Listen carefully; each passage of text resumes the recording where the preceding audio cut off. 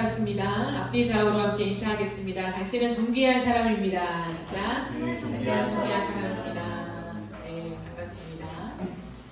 조금 날씨가 따뜻해진 것 같아요. 그죠? 여전히 추우신가요? 괜찮으시죠? 네, 오늘 이제 2월이 되었습니다. 2월 첫째 주 하나님께서 우리에게 주신 말씀은 이사야 43장 1절부터 7절까지의 말씀입니다. 이사야 43장 1절부터 7절까지의 말씀입니다. 다 차리셨으면 한 절씩 교독하시고 마지막 절을 합독하겠습니다. 야곱아, 너를 창조하신 여호와께서 지금 말씀하시느니라. 이스라엘아, 너를 지으신 이가 말씀하시느니라. 너는 두려워하지 말라. 내가 너를 구속하였고 내가 너를 지명하여 불렀나니 너는 내 것이라. 내가 물 가운데 멸시할 때에 내가 너와 함께할 것이라. 강을 건널 때에 물이 너를 침몰하지 못할 것이며 내가 물 가운데 멸시할 때에 타지도 아니할 것이요 불꽃이 너를 사르지도 못하리니. 대전하는 여호와 내 하나님이요 이스라엘의 거룩한 이요 내 구원자이니라. 내가 애굽을 너의 속량물로 구스와 스바를 너를 대신하여 주었노라. 내가 내면을 외롭고 존귀하며 내가 너를 사랑하였은즉 내가 내 대신 사람들을 내어주며 백성들에게 생명을 대신하리니. 두려워하지 말라. 내가 너와 함께하여 내 자손을 동쪽에서부터 오게 하며 서쪽에서부터 너를 모을 것이며 내가 북쪽에 이르기를 내 너와 남쪽에 이르기를 가두어 주지 마라. 내 아들을 먼 곳에서 이끌며 내가 너를 한 끝에서 오게 하며. 함께 읽겠습니다. 내 이름으로 불려지는 모든 자 곧 내가 내 영광을 위하여 창조한 자를 오게 하라. 그를 내가 지었고 그를 내가 만들었느니라. 아멘. 오늘은 너는 내 것이라 라고 한 제목으로 하나님 말씀을 전하겠습니다. 2024년에는 하나님 나라를 누리다 라고 하는 시리즈 설교로 진행됩니다. 오늘부터 두 번째 챕터가 시작됩니다. 나에게 임한 하나님 나라라고 하는 큰 주제를 가지고 말씀을 나누려고 합니다. 이런 한 달 동안에는 우리가 하나님 나라를 네 가지 키워드로 함께 살펴보았죠. 기억나십니까? 시작, 파괴, 회복, 누림. 네, 이렇게 잘했습니다. 네, 와, 상저였는데. 네 가지 키워드를 통해 살펴보았어요. 하나님은 이 세상 가운데 아름다운 하나님 나라를 시작하셨습니다. 그죠? 그런데 하나님께서 하나님의 형상과 모양을 닮은 사람을 두시면서 이 모든 것을 누리라고 하셨죠. 누리게 하셨음에도 불구하고 사람들은 하나님을 떠나서 죄를 범하게 되었습니다. 그로 인해서 하나님의 나라가 파괴된 거죠. 하지만 하나님의 열심은 무엇이냐면 자신의 아들을 아낌없이 내어주는 사랑, 자신의 생명을 내던지는 죽음으로 인한 사랑으로 우리를 구원하시며 하나님의 나라를 회복하신다라는 거죠. 그리고 우리에게 영원한 언약을 주시면서 그 언약 안에서 다시금 하나님의 나라를 누리게 하시는 엄청난 축복을 주셨다라고 함께 나누어 왔습니다.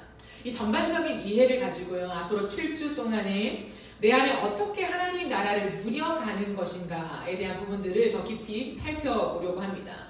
특별히 저는 이사야서를 여러분과 함께 살펴보기를 원하는데요. 이사야는 총 66장으로 이루어져 있어요.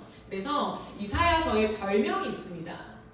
별명은 성경의 축소판이다 라고 하는 별명을 가지고 있어요. 그래서 신구약 성경이 총 66권으로 이루어져 있잖아요. 이 신구약의 전체적인 맥락과 내용이 이사야서에 함축되어 있는 것과 같습니다. 참 놀라운 책이에요. 그래서 이 책을 살펴보길 원하는데요. 1장부터 39장까지는 이스라엘의 죄악과 다시 온 열방의 죄악들을 주님은 심판하신다는 내용이 기록되어 있습니다. 하나님의 심판을 받을 수 없는 죄인의 비참한 상태를 고발해요. 그럼에도 불구하고 39장을 넘어서 40장부터 66장까지의 내용은요, 회복과 구원을 말씀합니다. 죄인을 향한 하나님의 본심이 무엇이냐? 그것은 심판이 아니라 회복과 구원이다 라고 하는 그 맥락을 이어가고 있습니다. 특별히 저는 40장 이하의 말씀 중에서요, 하나님께서 죄인인 우리에게 새 이름을 불러주시는 내용들이 나와요. 새 이름을 불러주시는 놀라운 콜링을 여러분과 함께 나누길 원합니다. 왜냐하면 하나님께서는 새 이름과 함께 우리 안에 하나님 나라가 임하게 하시거든요. 내 안에 하나님 나라가 회복되고 세워지는 은혜가 있습니다. 그래서 이 7주 동안 새 이름과 함께 여러분과 제 안에 하나님의 나라가 충만하게 임하는 그런 놀라운 은혜가 있기를 예수님의 이름으로 축복합니다. 아멘. 그렇다면 하나님이 우리에게 주신 새 이름이 무엇일까요? 첫 번째로 살펴볼 것은 하나님의 것이라는 거예요. 하나님의 것. 우리는 하나님의 것입니다. 오늘 읽은 1절 말씀을 보시면요. 야곱아 너를 창조하신 여호와께서 지금 말씀하시느니라. 이스라엘아 너를 지으신 이가 말씀하시느니라. 너는 두려워하지 말라. 내가 너를 구속하였고 내가 너를 지명하여 불렀나니 너는 내 것이라 라고 주님 말씀하십니다. 이 구절을요 히브리어 직역 성경으로 보면 사실 앞에 접속사가 있어요. 그러나로 시작합니다. 그러나. 그리고 뒤에 보면 두려워하지 말라. 내가 너를 속량했고 내가 너의 이름을 불렀으니 너는 내 것이라 라고 사실 원문에는 히브리어 직역 성경에는 이렇게 나와 있습니다. 그러나 라고 하는 것은 앞에 문장을 연결해주는 접속사죠. 그럼 앞에 어떤 내용이 있을까요? 이사야 42장 25절 말씀을 세번역으로 보시면요 이렇게 나와 있습니다. 주님께서 불타는 진노와 참혹한 전하를 이스라엘 위에 쏟으셨다. 사방에서 불이 야곱을 덮었으나 이것이 무슨 일인지 알지 못하였고 불이 그를 태웠으나 아무것도 깨닫지 못하였다 라고 되어 있어요. 그러니까 이스라엘의 범죄로 인하여서 하나님의 진노가 이스라엘에게 쏟아 부어지고 있다는 거죠. 그런 맹렬한 진노를 당함에도 불구하고 돌이키지 않는다. 아이러니하지만 이게 우리의 모습과 같죠. 하나님은 우리를 치시지만 여전히 깨닫지 못하고 내가 원하는 대로 가는 모습들이 있다는 거예요. 그러나 은혜는 뭐냐면 하나님이 이 모든 것을 회복시키겠다는 거예요. 그러나 그 진노가 끝이 아니라 하나님께서 회복하겠다. 어떻게 해요? 내가 너를 구속하였다라고 말씀하십니다. 이것을 다른 말로 하면 내가 너를 속량하였다라고 말씀하시죠. 속량이 무엇일까요? 속량. 값을 주고 사는 것을 의미합니다. 특별히 노예를 값을 주고 사서 해방시키는 것을 의미하죠. 여러분 사람은 죄로 인하여서 죄의 노예가 되었어요. 세상의 종이 되어버렸습니다. 그러므로 우리가 잘 사는 것 같지만 사실은 사탄이 원하는 대로 우리가 가고 있다는 거예요. 우리의 인생 속에 나는 잘 살아볼 거야 라고 목표를 탁 찍고 걸어가지만 사실은 그 끝에 허무함과 허탈함이 우리 앞에 기다리고 있다는 거죠. 왜일까요? 사탄의 종이 되어 있기 때문이라는 거죠. 우리가 얼마 전에 잔지바르 선교를 다녀왔습니다. 근데 그곳에 노예시장 박물관을 방문했거든요. 잔지바르라고 하는 이 작은 섬은 사실 노예시장이나 마찬가지였어요. 이 동아프리카에서 가장 큰 노예 무역이 한창이었던 그러한 곳이었죠. 그렇기 때문에 이 스톤타운의 노예시장 박물관에 가면요, 당시 노예를 가두었던 지하방이 그대로 남아 있었어요. 저희가 함께 방문해 보니까요, 지하로 내려오래요. 따라가다 보니까 정말 천장도 이만큼 낮아서 서 있을 수가 없어요. 그리고 굉장히 좁은 그 공간 안에 노예를 두는데 노예가 몇 명이 들어가냐면 50명에서 70명이 들어간대요. 정말 이 작은 공간에, 이 작은 공간에 뭐 10명이 들어갈 수 있겠어? 라고 하는 그 공간에 50명, 70명을 우겨놓고요. 노예들을 사실 방치해 놓고 있는 거죠. 짐승보다 그 이하의 취급을 하고 있는 거죠. 근데 노예 시장이 열리잖아요. 노예 시장이 열리면 여러분도 노예의 어떤 소재를 담은 영화를 본 적이 있을 것입니다. 노예 시장이 열리면 노예가 마치 상품처럼 벌거벗겨진 채로 이렇게 진열돼요. 진열된다는 표현이 좀 죄송하긴 하지만 어쨌든 그 당시에는 그랬다라는 거죠. 상품화돼서 발가벗긴 채 노예들이 이렇게 다 세워져 있어요. 그러면 누가 올까요? 거기에 잘 차려입은 백인들이 오겠죠. 백인들이 와서 마치 우리가 이 신상품을 구경하듯이 노예를 구경합니다. 어느 노예가 건강한가, 어느 노예가 내 마음에 드는가라고 사람인데 그 노예들을 구경해요. 그리고는 이 백인이 지목하죠. 저 A를 주세요 라고 하죠. 그래서 그 저 A에 해당하는 몸값을 지불하고 돈을 지불하고 그 노예를 사갑니다. 근데 여러분 참 비참하잖아요. 비참한데도 불구하고 노예 입장은요, 이 발가벗긴 수치를 가지고 있지만 그런데요 바라는 게 뭐냐면 팔려가는 거예요. 왜냐하면 그날 그 시장에서 팔려가지 않은 노예는 어떻게 됩니까? 다시 그 공간으로 들어가게 되는 거예요. 처박히는 거예요. 그 비참하고 어둡고 햇빛도 들어오지 않고 모든 이 배설물을 거기서 다 쏟아내며 해결해야 되는, 정말 들어가고 싶지 않은 그 공간에 들어가야 하기 때문에 노예 시장이 열리는 곳이 날이라면 이 노예들의 하나의 희망은 누군가 나를 사주기를 희망한다는 거죠. 제발 나를 사가달라라고 하는 그 마음으로 그 노예 시장 앞에 진열되어 있는 거예요. 그 비참함. 근데 여러분 성경은 하나님 우리에게 무엇이라 말씀하냐면 그 모습이 우리와 같다라고 합니다. 사실 우리가 받아들이기 힘들지만 우리는 이 노예처럼 세상의 종이 되었다라고 하는 것.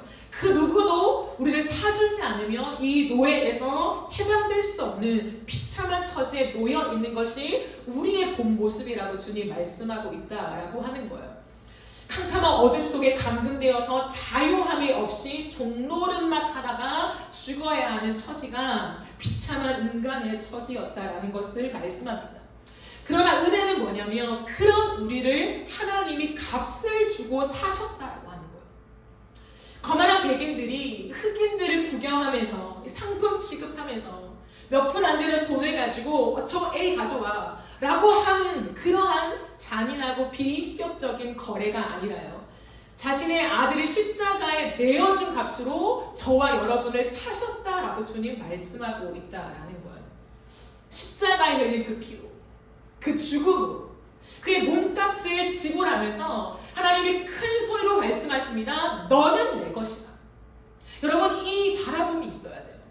정말 그 처참하고 비참한 노예들이 진열되었을 때 누군가 A를 주세요 라고 말하면서 노예가 팔려가면서 그 어두운 공간에서 해방되듯이 우리는 사탄의 노예로서 진열되어 있는 거예요.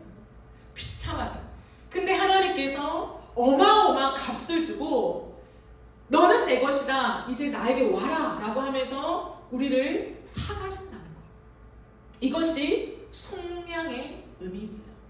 제가 언젠가 여러분께 말씀드린 적이 있죠. 예수님께서 십자가 위에서 정말 모든 남은 힘을 다 동원해서 선포하신 말씀, 다 이루었다라는 거죠. 다 이루었다가 헬라어로 뭐라고 했습니까? 테텔레스타이.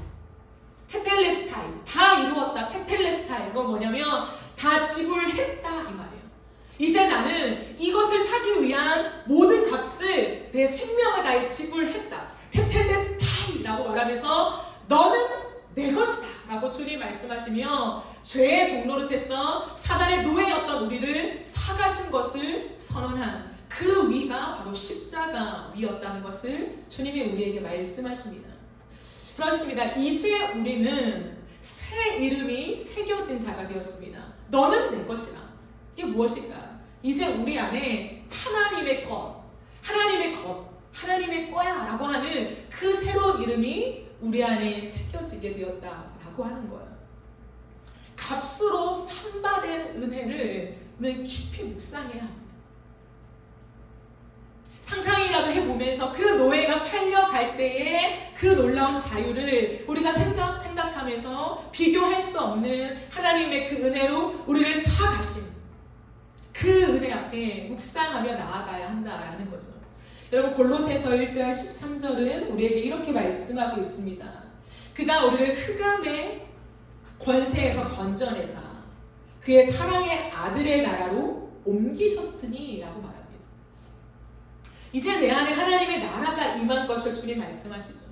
흑암의 권세에 있던 우리를 하나님의 사랑의 아들의 나라, 그 하나님 나라로 우리를 옮기셨다라고 주님 말씀하고 있다라는 거예요. 그러므로 더 이상 나는 내 것이 아니라는 거예요. 더 이상 나는 세상의 것이 아니라는 거예요. 나는 누구의 것입니까? 하나님의 것이라고 하는 인정과 고백이 있어야 합니다. 왜냐하면 값을 주고 산 몸이기 때문이에요. 그 값은 그리스도의 보배로운 피 보혈입니다. 한 점 흠도 없는 어린 양 대신 예수님께서 흘리신 보혈로 우리는 새로운 삶이 부여받게 되었다라고 하는 거예요. 여러분, 그렇다면 왜 하나님께서 그 엄청난 값을 지불하면서까지 우리를 사셨을까요? 왜? 내버려 두면 되는데 왜 우리를 굳이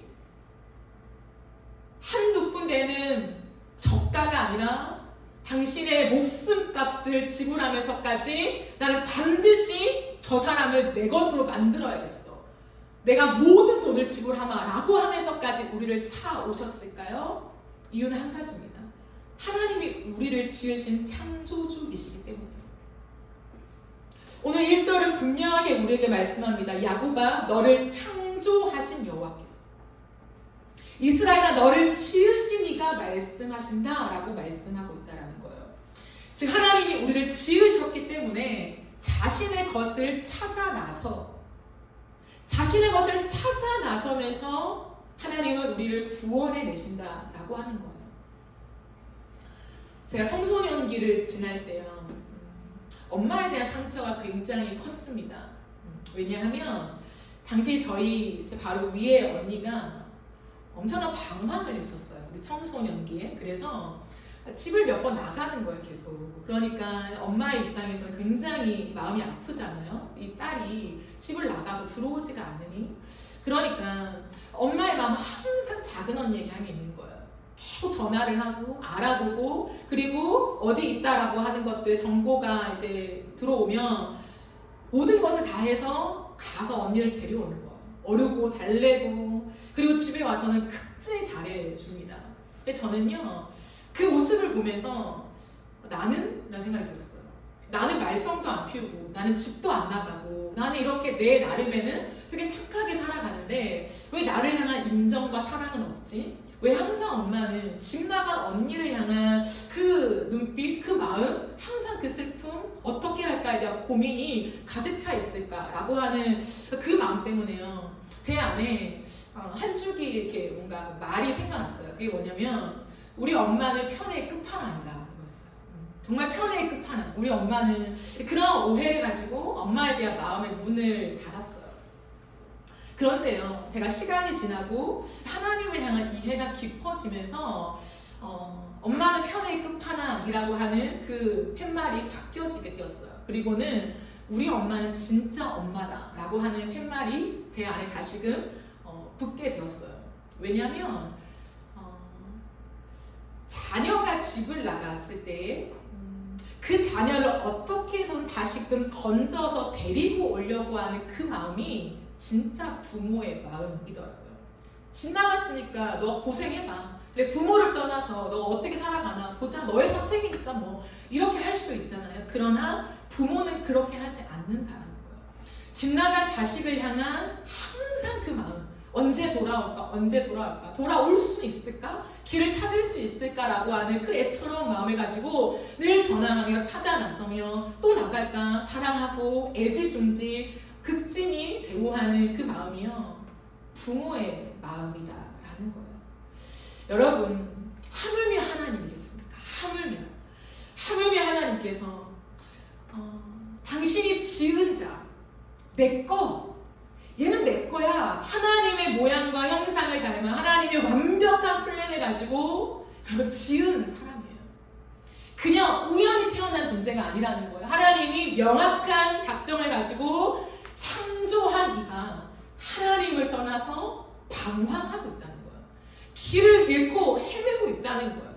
부모의 품을 떠나서 야, 내 마음대로 살 거야, 내가 세상에서 그냥 살아볼게 라고 하는 그 어처구니 없는 발걸음이지만 그 내 자식이 돌아오기를 기다리며 오늘도 오매불망 그 자식 생각밖에 없는 그 부모의 마음이 우리 하나님의 마음이라는 거예요. 다시 찾아 나서서 그 아이를 데려올 때요, 주님은 그냥 데려오지 않는다는 거예요. 어떻게든 데려와야 하기 때문에, 그것이 목적이기 때문에 그 값을 지불하는데, 그 값이요, 십자가의 죽음의 값을 지불하면서까지 그 아이를 데려오는 거예요.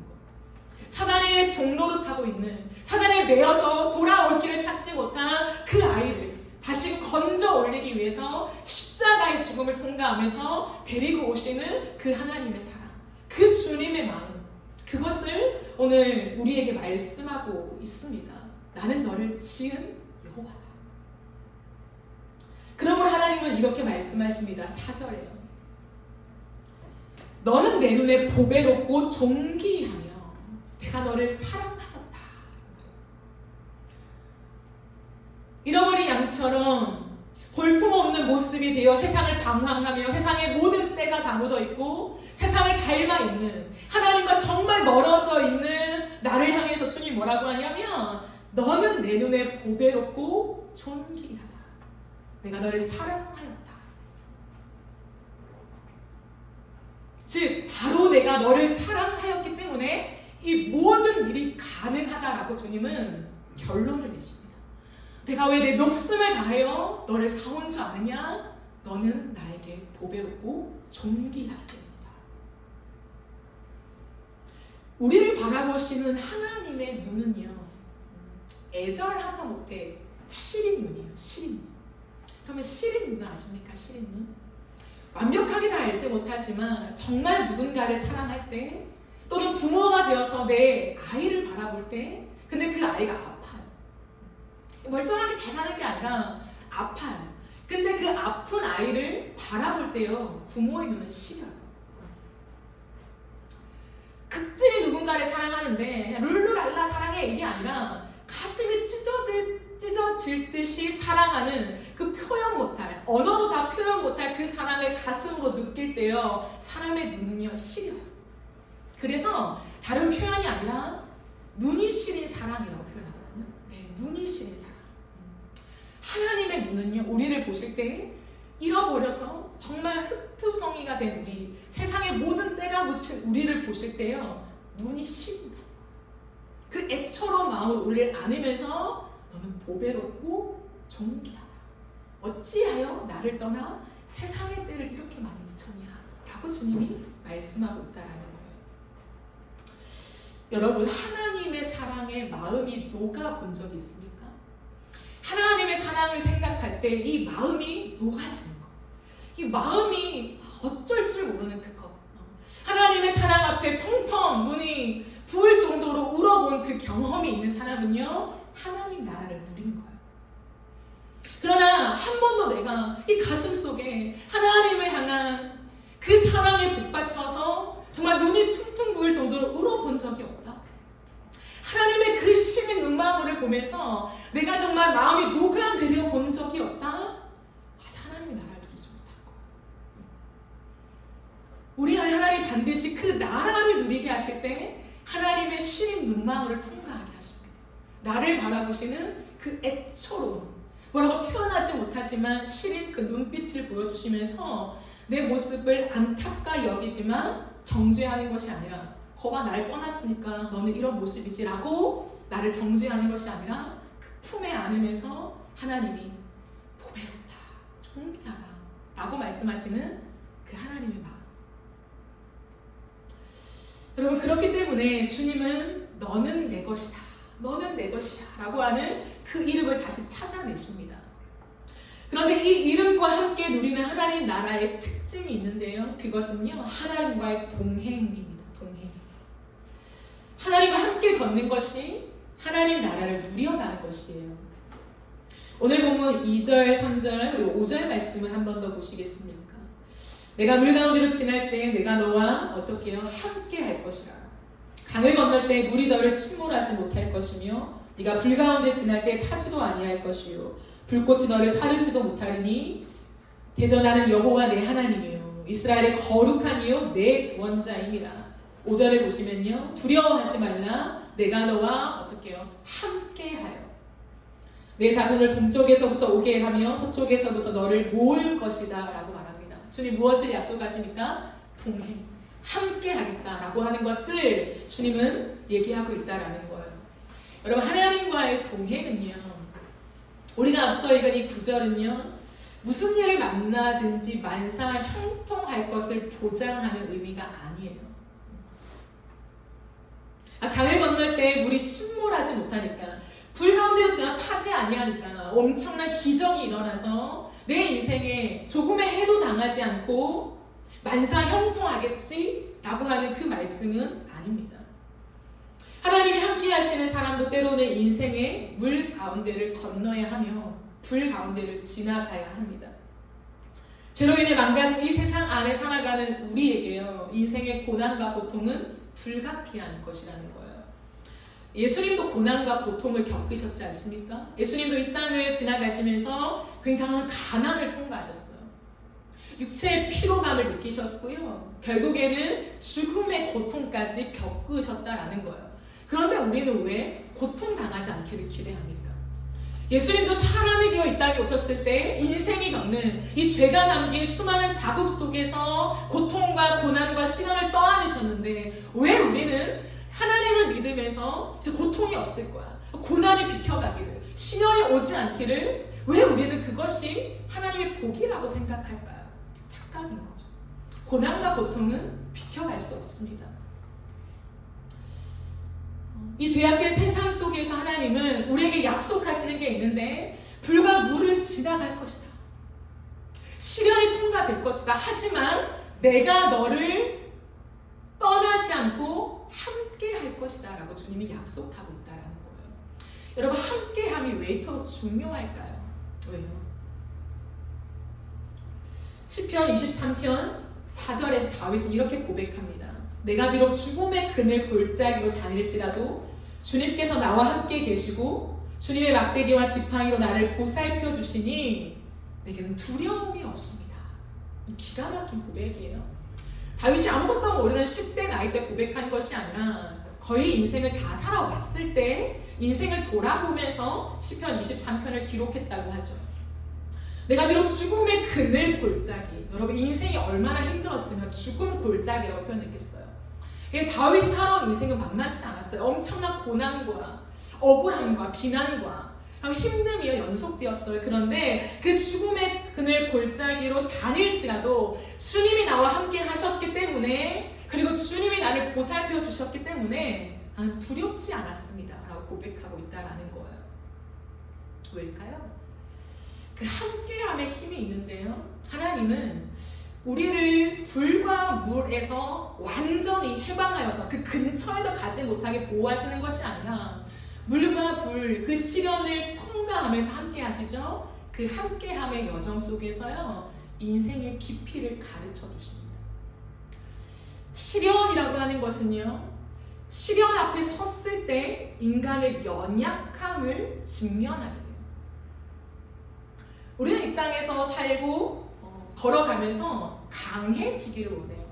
항상 인간의 욕망은 뭐냐면 내가 강해지기를 원한다는 거죠. 이제 어린 시절을 벗어나 청소년기, 성인기로 들어가게 되면 내가 내 인생에 많은 것들을 쌓아서 강한 사람이 되길 원해요. 누구도 함부로 나를 건드리지 못하게, 나를 가볍게 취급하지 못하게, 나를 짓밟지 못하게 우리는요 스스로 강한 옷을 덧입기를 원한다라고 하는 거예요.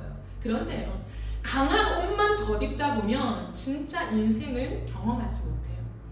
인생을 경험한다는 건 뭐냐면 그 시련 속에서 내 연약함을 마주하는 거예요. 아, 이 인생이 아무것도 아니구나. 아, 먼지뿐이구나.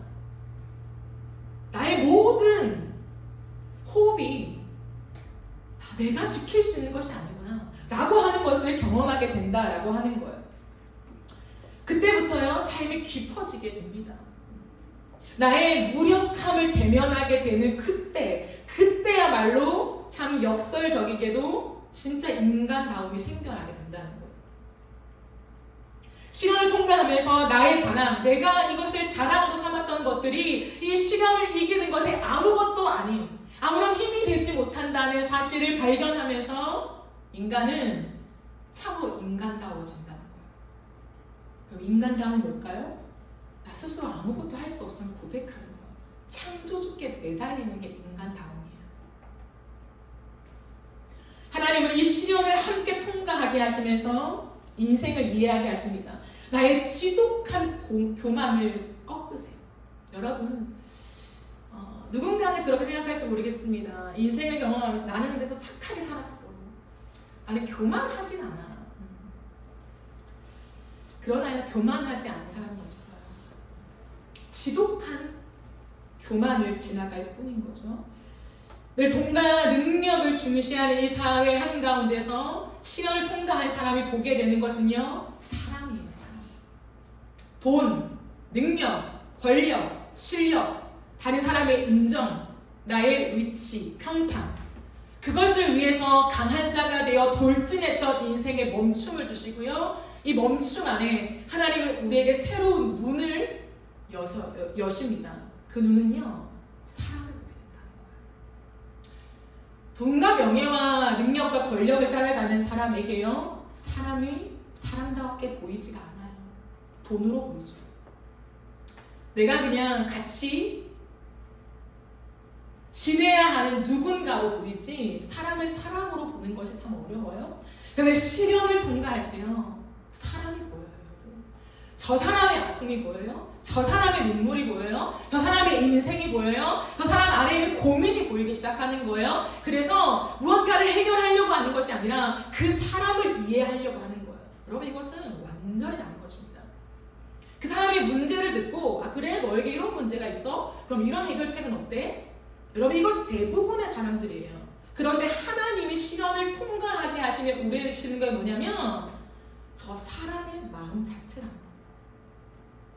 그 사람 안에 있는 그 사람됨을 보게 하는 하나님의 엄청난 은혜를 주시는 거예요. 여러분, 여기에 눈이 떠지지 않으면 우리는 괴물이 되는 거예요. 여기에 눈이 떠지지 않으면 우리는 세상에 요구하는 욕망에 휩싸여서요, 그저 사람을 한 존재로 취급하고 비켜하게 된다는 거예요. 한 사람을 내 가슴에 담는다는 것이 무엇인지를 절대 배우지 못해요. 여러분, 생각해 보십시오. 이토록 문명이 발달했습니다. 이토록 모든 것이 발전했다는 거예요. 그러나 가장 밑바닥으로 지금 치닫고 있는 것이 무엇입니까? 사람다움을 상실하는 거잖아요. 모든 사람의 마음의 우울함과 짓눌림과 괴로움 속에 사람이 허덕거리면서 나 좀 살려주세요, 나 좀 살려주세요 하고 있는 아우성이 올라오고 있다는 거. 뭘까요? 그런 것으로는 사람다움을 이룰 수가 없다라는 거예요. 사람의 눈빛을 바라보고 있지만 그 사람의 내면을 바라볼 수 있는 영혼의 시선을 상실해버렸기 때문에 사람을 구원해 줄 수가 없는 거예요. 그 사람의 진짜 마음을 회복할 수 있는 예수 그리스도의 능력을 전달해 줄 수가 없는 거죠. 그냥 내 능력, 내 살아온 어떤 생각, 전략, 연수, 노하우로 그 사람의 고난을 그냥 해석해 주려고, 공감해 주려고 하는 것 속에서는요, 아무런 힘이 없다는 거죠. 하나님은 이 시련을 우리가 통과하게 하시면서 고상한 척 꼿꼿하게 있는 것이 아니라 섬기는 방법을 배우게 하십니다. 여러분, 섬긴다라고 하는 것은요, 디아코네오라고 하는 헬라어예요. 디아코네오라고 하는 이 말의 뜻은 뭐냐면요, 먼지를 무릅쓰고 일하다. 먼지를 무릅쓰고 일하다. 언제나 내가 하기 싫고 귀찮고 불편한 일은 하지 않는 개인주의, 내가 하고 싶은 것, 내 마음에 내키는 것만 하려고 하는 이 마음들. 그러나 하나님은요, 시련을 통과하게 하면서 이 마음을 꺾어내십니다. 내가 귀찮고 불편하고 하기 싫고 내가 멀리하고 싶은 것, 그러나 그것들을 통과하게 하면서 먼지처럼 내가 먼지를 무릅쓰고라도 일하게 되는, 왜 일할까요? 그 사람을 섬겨야 되니까. 그게 되는 거예요. 그냥 대충 내가 할 게 뭐 있나, 의자 하나 들어주고, 이것이 아니라요, 그 사람을 위해서 내가 먼지를 무릅쓰고 일하는, 뛰어들게 되는, 내 머리부터 발끝까지 먼지 투성이가 되더라도 내가 그 일에 뛰어들 수밖에 없는 그 섬김을 하나님은 우리에게 태도로 허락해 주신다는 거예요. 이것은요, 시련을 통과하지 않는 사람은요, 가지기 어려워요. 물과 불을 통과하지 않는, 하나님이 건져주셔서 기적만 형통 평탄한 인생만 살아가는 삶에서는요, 꼿꼿함이 있지, 내 머리부터 발까지 먼지가 뒤집어 쓰면서 일하는 그 무릎의 헌신은 없다라는 거예요. 희생을 배우지 못합니다. 희생과 이 섬김을 배우지 못하면요, 예수님을 온전히 만날 수가 없어요. 왜냐하면 예수님은 이 땅에 오셔서 먼지를 무릅쓰고 일하셨기 때문에, 먼지를 무릅쓰고 약한 자, 강한 자, 소외된 자에게 찾아가셔서 그들의 아픈 마음을 보시며 회복시키셨기 때문에 꼿꼿한 자에게는 예수의 마음이 담겨질 수가 없는 거죠. 이 시간을 통과하면서 십자가를 배우고 예수의 사랑을 깊이 알게 하십니다. 깨닫게 하십니다. 여러분, 깨닫는 것은요, 우리의 지성으로 되는 게 아니에요. 깨닫는 것은 영으로 되는 것입니다. 깨닫는 것은 내가 많은 것들을 습득해서 되는 것이 아니라 성령께서 나의 인생과 함께 그 하나님의 일들을 알려주시는 그 체험과 함께 나오는 것이 깨달음이에요. 고통을 통과하지 않으면 가슴으로부터 깨달음이 있을 수 없습니다. 언제나 예수의 사랑, 예수의 섬김, 예수의 십자가가 내 머리에만 맴돌 뿐이에요. 나는 아는데, 나는 알아, 믿어. 그러나 가슴으로, 삶으로 통과하는 십자가가 무엇인지 모르는 인생을 지속할 뿐이라는 거죠. 참 놀라운 것은 당대 의인이라고 여겼던 욥을 아시죠? 여러분, 욥은요, 기가 막힌 고백을 하죠. 하나님을 누구보다 잘 섬긴 사람, 평판이 아주 좋았던 사람, 야, 저 사람의 믿음 만큼만 해 라고 했던 그 욥. 그러나 그 욥이요, 시련을 통과하면서 마지막 42장에 가면 무엇이라 노래합니까? 무엇이라 고백합니까? 내가 지금까지는 하나님을 귀로만 들었사온데 내가 이제 눈으로 주님을 배웁습니다. 그럼 기가 막힌 한 줄이에요. 여러분, 왜 욥이 하나님을 몰랐습니까? 당대 의인이었다고요. 노아처럼 욥은요, 당대 의인이었습니다. 그런데요, 그 의인이었던 욥이요, 시련을 통과하면서 깨닫게 된 게 뭐냐면, 내가 지금까지 하나님을 알았지만, 내가 지금까지 하나님을 섬겼지만, 또 죄를 지었을까봐 예배를 드린 삶의 태도가 정비되어 있던 사람이었지만, 내가 이 시련을 통과하고 보니, 주님, 내가 주님을 지금까지 귀로만 들었습니다. 그러나 이제는 내 눈으로 주님을 봅니다. 볼까요? 이 모든 시간들을 통하여 욥은요, 자기도 모르게 이렇게 쌓여 있는 거예요. 하나님, 나는 죄를 짓지 않았어요. 하나님, 나는 이 병이 얼마큼 잘못한 일을 하지 않았다고요. 하나님, 내 친구들이 고발하듯이 나는 회개할 거리가 없어요. 하나님, 내가 잘못했기 때문에 이 병이 온 것이 아니라는 걸 좀 증명해 주세요 라고 끝없이 얘기해요. 그런데 주님 말씀하는 건 뭐냐면, 그걸 증명하려고 하지 말고 창조주인 나를 바라봐라. 이걸 가르쳐 주시는 거예요. 의롭게 살아가는 게 중요하죠. 우리가 죄를 짓지 않고 살아가는 게 중요하죠. 그러나 주님은 무엇을 가르쳐 주길 원하냐면, 내 인생이 아무리 의롭게 살고 아무리 죄를 멀리하고 아무리 모든 사람에게 평판 좋은 인생이 된다 하더라도 인생은 인생이라는 거예요. 인생은 창조주를 인정할 때만 인간의 본 모습이 된다는 거예요. 하나님이 욥에게 그걸 가르쳐 주는 거예요. 질병도 인생의 모든 희로애락도 내 손에 있다. 창조주인 나를 인정하냐? 너가 지금 병에 걸렸지만 이 모든 너의 삶이 내 손에 있다는 것을, 선한 내 손에 있다는 것을 너가 인정하냐? 그 고백을 받아내시는 거예요. 욥은 마침내 그 시련을 통과하면서, 이게 주님, 그렇습니다. 나의 의로움을 증명하기 위해 살아가는 것이 아니라 내 창조주를 고백하는 인생이 되겠습니다. 그걸로 바뀌어지게 된 거예요. 칼빈은 이렇게 말합니다. 하나님은 향락과 사치를 즐기라고 우리를 택하신 것이 아니다. 오히려 세상에 가진 악과 고통에 대해 만반의 준비를 하라고 우리를 택하신 것이다. 예수를 믿으며 꽃길을 걷는다? 그렇지 않다는 거예요. 여러분, 예수의 길은 꽃길이 아니라요, 가시밭길입니다. 예수의 길은 넓은 길이 아니라 좁은 길이라는 거예요. 그런데 왜 우리는 이 시대에 살아가면서 여전히 난 예수님을 믿어, 더 잘 믿어, 주님을 사랑해 라고 하면서 넓은 길을 원하냐는 거예요.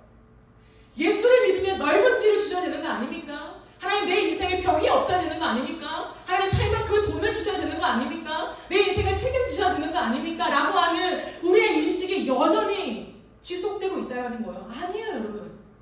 예수를 믿는 길은 좁은 길이라고 하십니다. 우리를 택하셔서 이 지독한 죄악이 뿌리 박혀있는 이 세상 속에서 우리가 무장되어서 기꺼이 가시밭길을 통과할 수 있는 믿음을 가질 수 있는 은혜를 주시는 것이 우리가 걸어가는 길이에요. 그러므로 물과 불의 어려움 속에서도 하나님과 동행하는 사람은 하나님의 나라를 누립니다. 이것이 복이에요. 있지만 그러나 세상이 줄 수 없는 그 하나님의 복, 하나님의 나라, 하나님과의 친밀함을 하나님 우리에게 주시면서 기꺼이 그 좁은 길을 통과하게 만드신다라는 거예요. 그게 함께함의 은혜입니다. 여러분, 진짜 고통은 삶의 고난이 아니라 하나님의 부재입니다. 삶의 고난이 있어도 하나님이 임재하시면 하나님 나라가 되는 거예요. 평탄에도 하나님이 없으면 저주고, 고난이 있어도 하나님이 계시면 복이에요. 찬송가에 이런 찬송가가 있죠. 높은 산이 거친 들이 초막이나 궁궐이나 내 주 예수 모신 곳이 그 어디나 하늘나라. 할렐루야 찬양하세. 내 모든 죄 사함받고 주 예수와 동행하니 그 어디나 하늘나라. 시련이 없는 곳, 물과 돌을 통과하지 않는 안전지대가 하나님의 나라라고 하지 않고, 내가 물 가운데로 지나든 불 가운데로 지나든 극심한 시련을 통과하든 고난 속에 눈물의 골짜기를 통과하든 죽음의 그늘의 골짜기를 통과하든 내 주 예수 계신 곳이, 하나님의 임재가 있는 곳이 하나님의 나라다. 이 세상 속에 하나님의 나라를 누려갈 수 있다라고 주님 우리에게 선명하게 말씀하신다는 거예요. 그러니 고난 없는 인생이 아니라 하나님이 임재하시는 인생이 되면 되는 거예요. 여러분, 끝으로 우리가 하나님의 나라를 더 깊이 누려가는 비결이 무엇일까요? 비결. 하나님의 이름을 부르며 하나님 앞으로 나아가는 것입니다. 오늘 본문 마지막 7절 말씀을 보시면요, 내 이름을 불려지는 모든 자, 곧 내가 내 영광을 위하여 창조한 자를 오게 하라. 그를 내가 지었고 그를 내가 만들었느니라 라고 주님 말씀하세요. 하나님 무엇을 원하십니까? 왜 모든 값을 지불하시면서까지, 그 엄청난 십자가의 죽음을 통과하시면서까지 너는 내 것이라 지명하시기 위하여 우리를 사셨을까요? 왜 값을 주고 우리를 사오셨을까요? 한 가지입니다. 나에게 나아오라는 거예요. 내가 지은 내 백성들아, 나에게 나아와라. 창조주인 나에게 나아오라는 거예요. 우리가 하나님의 이름을 불러주기를 기대하십니다. 하나님이 먼저 우리의 이름을 부르시면 너는 내 것이라 라고 하는 새 이름을 주셨을 때에 그 반응으로요, 이제 우리가 하나님의 이름을 불러드리기를 기대하신다는 거예요. 그 이름이 무엇입니까? 창조자. 나의 창조자. 하나님, 당신은 나의 창조자이십니다. 하나님, 당신은 나를 지으신 분이에요 라고 하는 그 고백을요, 하나님 받기를 원하신다는 거예요. 그래서 이 엄청난 값을 지불하며 우리를 사오신 거예요. 그러므로 우리가 살아가는 삶 속에 하나님의 이름을 부릅시다. 우리가 살아가는 일상 속에서 하나님의 이름을 계속 부르며 살아갑시다. 나의 창조주, 하나님 당신은 나의 창조주이십니다. 하나님은 나를 지으신 하나님입니다 라고 하는 고백을요, 여러분 계속 부르세요. 어디에 있든 상관없어요. 길을 걸어가면서도, 운전하면서도, 누구랑 대화하기 직전에도 마음속으로 부를 수 있잖아요. 하나님, 당신이 나의 창조주이세요. 하나님, 내가 내 삶의 주인이 아닙니다. 내가 왕이 아니에요. 하나님, 나는 강한 자가 아닙니다. 창조주인 하나님이 아니고서는 살아갈 수가 없는 나는 주님의 것입니다 라고 하는 그 고백을요, 끝없이 해야 돼요. 어떤 프로젝트 앞에서도, 긴급한 일 속에서도, 예 주님, 하나님이 나의 창조주이십니다. 그리고 하나님 앞으로 나아가야 됩니다. 여러분, 하나님 앞에 나아간다는 게 무엇일까요? 지금 이곳에 계신 하나님을 인식하는 거예요. 하나님께 어디로 나아갑니까, 여러분? 하나님 모든 곳에 계신데, 나아간다는 표현이에요. 오늘도 우리가 찬양으로 고백했지만 쉽지 않은 고백이에요. 하나님 모든 곳에 편만에 계시고 무소부재하시다고 하잖아요. 그런데 우리가 왜 하나님께 더 가까이 나아가? 그것을 말씀하실까? 이것은요, 하나님 모든 곳에 계시지만 나와 눈을 마주하면 인격적으로 내가 여기 있어 라고 주님 말씀하시는 그 하나님의 임재가 여기 있다라고 우리가 인식하게 만드신다는 거예요. 하나님, 내가 주님 앞에 나아갑니다. 다른 말로 하나님은 이곳에 계십니다. 그냥 온 땅에 계신 하나님이 아니라 하나님 지금 내 앞에 계십니다. 하나님 지금 나와 대면하십니다. 하나님 지금 이곳에 계십니다. 하나님 지금 이 회사에, 내가 지금 일하는 이 자리에 주님 함께 하십니다. 하나님, 내가 운전하고 있지만 이 자리에 주님 나와 함께 하십니다. 하나님, 우리가 예배하는 이 공간에 하나님 그저 와서 하나님을 예배하는 것이 아니라, 아니요, 주님의 보좌가 이곳에 펼쳐져 있습니다. 나는 이곳에 계신 하나님 앞에서 예배합니다. 그 인식이 하나님께 나아가는 것. 그러므로 우리는 어디서라도 하나님 앞에 나아갈 수 있어요. 어느 곳에 있더라도 하나님 앞에 깊이 나아갈 수 있는 거예요. 하나님의 임재를 인식하는 것. 사랑하는 여러분, 이 모든 과정을 통하여 하나님은 우리에게 한 가지를 기대하십니다. 하나님 손에 길들여지기를 기대하십니다. 이것이 새 이름, 나는 너의 창조주고 너는 나의 것이다, 너는 내 것이야 라고 하는 새 이름을 주신 그 하나님이 기대하시는 거예요. 이제는 세상에 방황하면서 세상에 때를 묻히고 세상과 너무 닮아있고 세상과 비슷한 길을 걸어가는 모든 것을 내가 다 털었으니 이제 너는 내 손에 길들여져야 한다. 세상에 길들여지는 삶을 청산하고 이제는 창조주 하나님 내 손에 길들인 자가 되어야 된다. 여러분, 이것이 내 것이에요. 여러분, 우리가 어떤 상품 하나만 사도요, 내 것을 길들이잖아요.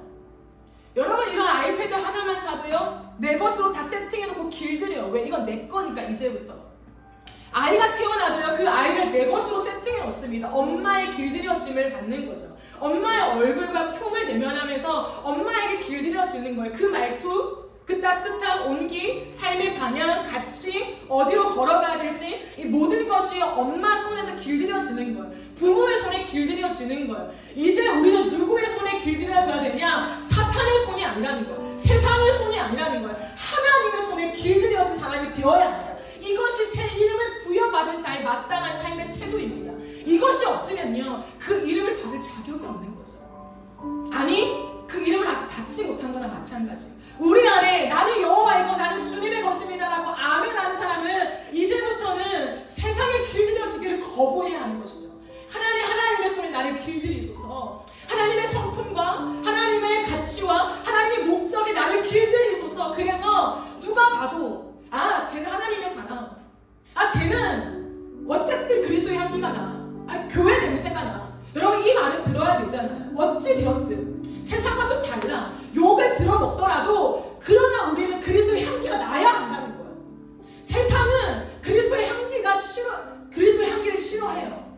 하지만 사람들이 좋아하든 싫어하든 정체성의 향기가 나야 되는 거잖아요. 그리스도의 향기가 나야 된다는 거예요. 저 사람은 교회 다니는 줄 알았는데 세상과 비슷하네? 나랑 비슷하네?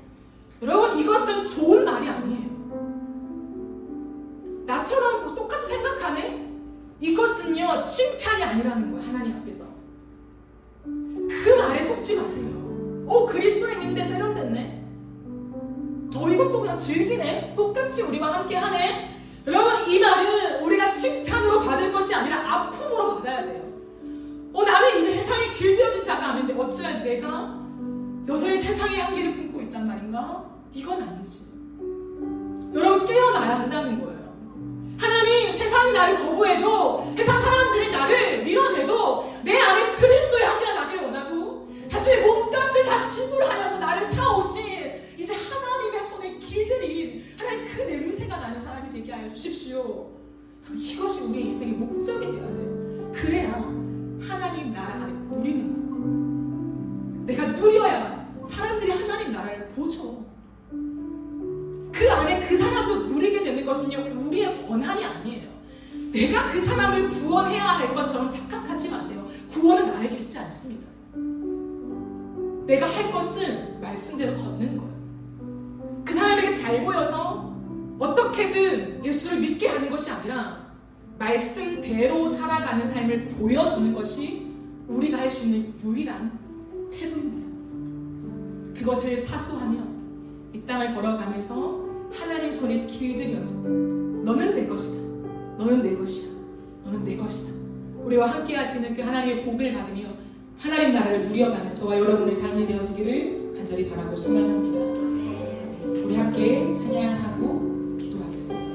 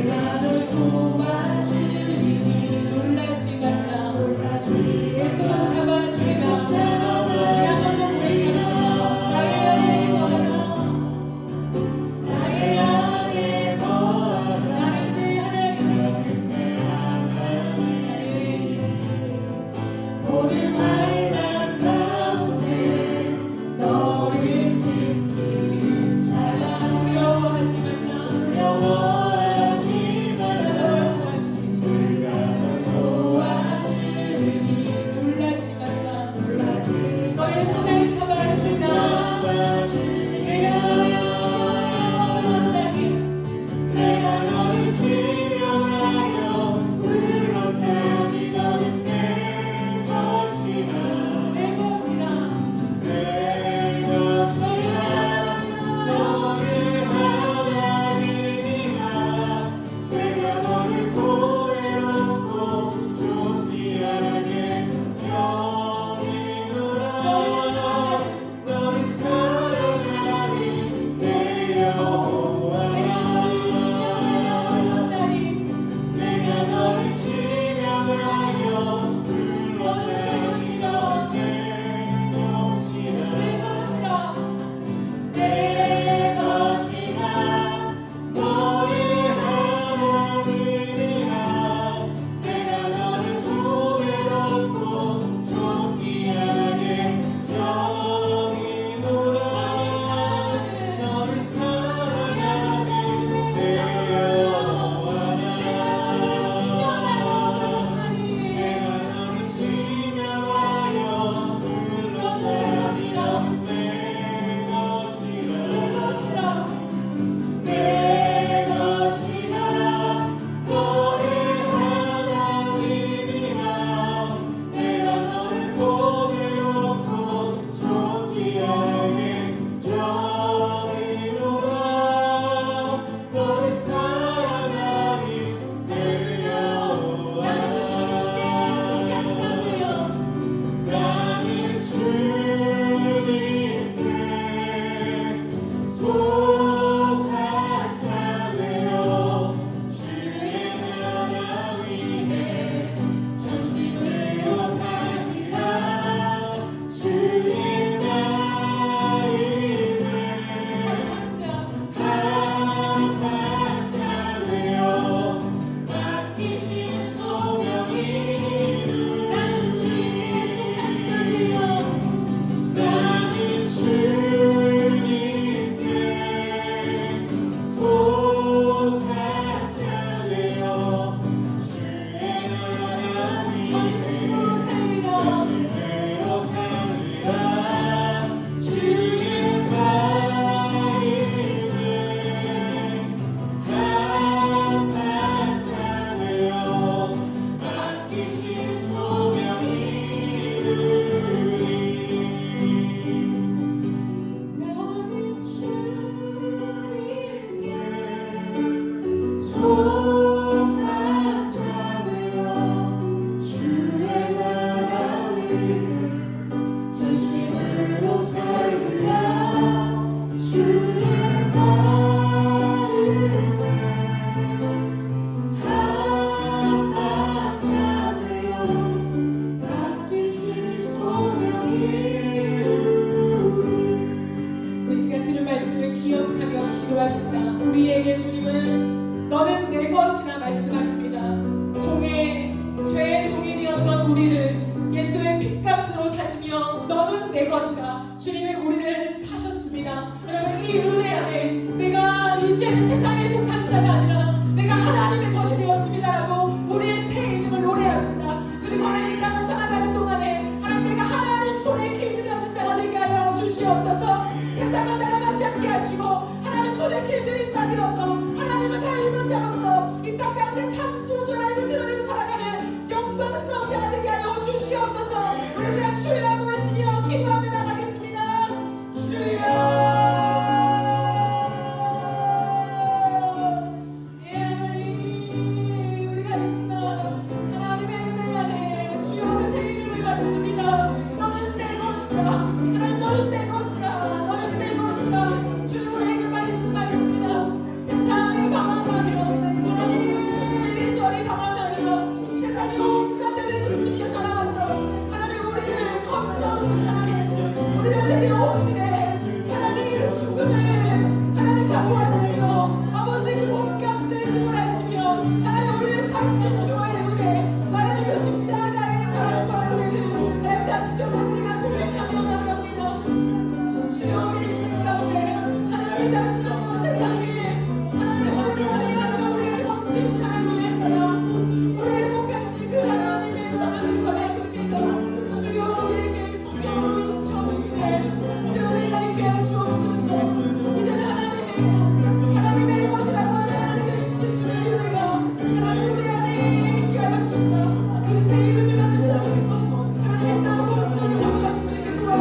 주옵소서. 세상에 길들여져 있던 우리의 삶을 청산하며 이제는 하나님의 손에 길들여지는 자가 되어지길 원합니다. 하나님과 동행하며 인생의 크고 작은 어려움이 있지만 하나님 그 어려움을 통과하며 좁은 길을 선택하며 하나님 걸어갈 때 그 속에서 우리를 다시 한번 형성케 하신 하나님의 은혜, 하나님의 나의 모습으로 만들어가시는 그 은혜로 하나님 우리 안에 있는 줄 믿습니다. 주여 주님의 손에 길들여진 자가 되게 하여 주옵소서. 우리의 성품과 우리의 태도와 우리의 삶의 자세와 우리의 인생의 목적이 하나님 손에 길들여져서 하나님과 닮아 있게 하여 주옵소서. 주의 흔적들이 새겨지는 우리의 인생이 되게 하시고 하나님의 손때가 묻어나는 우리의 인생 될 수 있도록 주여 우리를 도우여 주옵소서. 세상의 흔적이 자욱한 인생이 아니라 하나님의 손때가 자욱한 인생, 하나님 우리의 인생의 지점마다 하나님의 기르심, 하나님의 그 손의 흔적과 향기가 묻어나는 하나님의 그 냄새가 묻어나는 우리의 인생 될 수 있도록 주여 역사하여 주옵소서. 세상의 향기를 맡게 되는 인생이 아니라 그리스도의 향기가 맡게 되는 인생이 되어지게 하여 주시네. 주여 우리를 새롭게 하여 주옵소서. 어느 때 것이나 하나님 불과 우리 가운데로 지나갈 때에도 하나님 우리가 상하지 않게 되는 우리의 영혼이 상tim가 되지 않게 되는 하나님 그 은혜로 허락하신 줄 믿습니다. 그 함께하는 은혜 속에 우리를 건져주시며 하나님의 도를 배우게 하시고 하나님 도의 속에 윤례를 가르치시는 그 하나님의 놀라우신 은혜 가운데 우리가 주님을 더 알아가고 배워나기를 원합니다. 우리가 해야 할 답변하는 창조주 하나님의 이름을 부르는 것입니다. 나의 창조자, 나의 창조주, 나를 지으신 하나님, 하나님의 이름을 부르며 이 땅 가운데 그 주님을 드러내는 삶을 살아갈 수 있도록 주여 역사하여 주옵소서. 주여 우리를 새롭게 하여 주옵소서. 승리하게 하여 주옵소서. 세상과 하나님의 거짓된 하나님 헛되이 속임에 넘어가지 않게 하시고 아버지 오직 말씀을 따라 좁은 길을 선택하며 가시면 길을 선택하며 걸어가는 우리의 인생이 되어지도록 주님 역사하여 주시옵소서. 예수님 아버지 우리와 동행하시며 놀라운 은혜를 누려 하나님의 나라를 누려가는 복된 인생이 될 수 있도록 주 역사하여 주옵소서.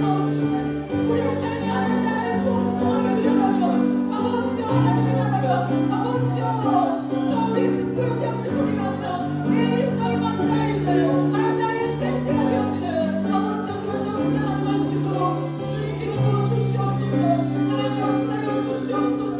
주님을 의지합니다. 예수님 예수님 예수님 오 주님 하나님 주시옵소서. 살아계신 하나님 아버지 감사합니다. 오늘도 우리에게 말씀을 주시고 하나님의 은혜 가운데 나아가게 하심에 감사를 드립니다. 주님 십자가 위에서 죽으신 그 몸값으로 우리의 모든 삭슬 지불하시며 우리를 사신 그 하나님의 은혜와 사랑을 바라봅니다. 여호와여 다시 한번 우리가 하나님 안에 인침받되어서 너는 내 것이라 새 이름을 주신 그 이름 앞에 감사하며 감격하며 다시금 새롭게 살아가는 인생이 되어지게 하여 주시옵소서. 세상에 길들여져 있던 우리의 인생이었습니다. 하나님 우리의 모든 인생의 지점마다 세상의 흔적이 자욱했던 우리의 인생이었습니다. 그러나 이제 우리가 하나님의 것이 되었기에 하나님 우리가 사신바 되었기에 이제는 하나님의 손에 길들여진 자가 되어지게 하여 주시옵소서. 우리의 인생의 모든 흔적마다 하나님의 흔적이 드러나게 하여 주시고 하나님의 손때가 묻어나게 하시고 하나님의 향기가 묻어난 인생이 되어질 때에 주여 이 땅 가운데 나의 창조주를 드러내는 인생 될 수 있도록 복의 복을 더하여 주시옵소서. 우리가 걸어가는 모든 인생마다 주여 함께 하시겠다 약속하셨사오니 주여 때로는 시련과 어려움과 고난과 눈물의 골짜기를 통과하는 하나님 그때라도 하나님 우리와 함께 하심을 믿으며 하나님과 동행을 포기하지 않는 우리의 걸음 되어지게 하시고 그 길목마다 인생을 배우게 하신 하나님의 은혜, 사람을 사람답게 대우함이 무엇인가를 하나님 온 가슴으로 터득하게 하심에 그 은혜를 누리며 살아가는 하나님 나라 백성 되어지도록 역사하여 주시옵소서. 감사드리며 예수님의 이름으로 기도드립니다. 아멘.